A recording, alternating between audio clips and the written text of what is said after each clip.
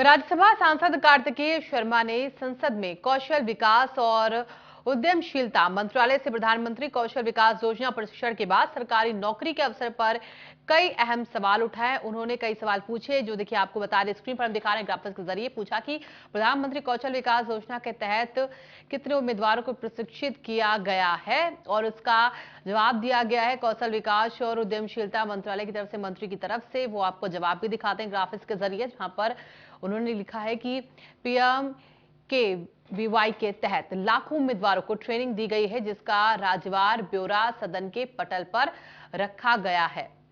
तो जवाब में कहा गया कि सारा ब्यौरा जो है सदन के पटल पर रखा गया है। और सवाल कार्तिकेय शर्मा की तरफ से, राज्यसभा सांसद की तरफ से पूछा गया अगला कि प्राइवेट सेक्टर में ट्रेनिंग के बाद कितने उम्मीदवारों को यहां पर रोजगार मिला है। रोजगार की बात देखिए यहां पर उनकी तरफ से उठाई गई है सदन में। प्राइवेट सेक्टर में ट्रेनिंग के बाद कितने लोगों को, कितने उम्मीदवारों को रोजगार दिया गया, उसका जवाब ये कहा गया कि पीएम केवीआई के तहत यहां पर दिसंबर 2022 तक यहां पर 24.36 लाख उम्मीदवारों को रोजगार मिला है। और ये एक बड़ा आंकड़ा है, ये जवाब में बताया गया है।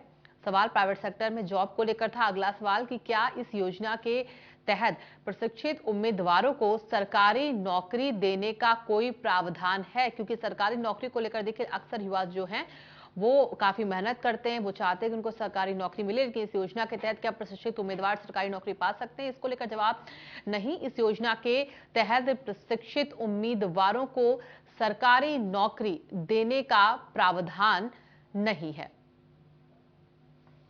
तो ये सवाल और जवाब दिया गया कौशल विकास और उद्यमशीलता मंत्रालय की मंत्री की तरफ से। अगला सवाल देखिए, क्या सरकार पीएम केवीवाई के चौथे चरण में उम्मीदवारों को सरकारी नौकरी देने की योजना बना रही है।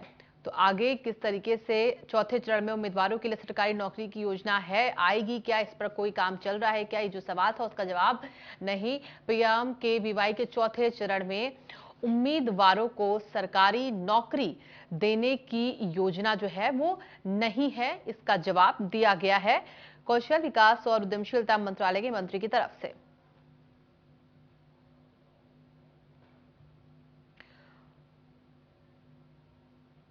तो देखिए सदन में सवाल और जवाब चले, ऐसे